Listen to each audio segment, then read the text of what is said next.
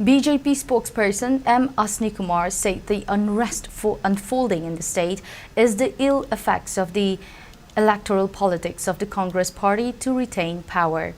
Asni Kumar was speaking to the media during a press conference held at BJP office, Niti Aipad Chutek.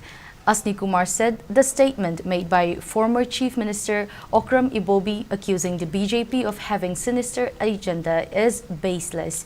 The BJP spokesperson ridiculed the opposition leader's attitude towards his own MLAs who struggled to get an appointment during his 15 years regime. He asserted that it was during Ibobi's 15 years tenure over 1,000 of innocent civilians lost their lives during the guise of AFSPA. He opined that to solve the myriad issues confronting the state, it is imperative that the people should work in unison with BJP leaders. However, the Congress continues to play its usual politics, taking advantage of the situation. The accusation made by the Congress that Prime Minister Narendra Modi is silent on Manipur's issue is unfortunate, said Asni Kumar.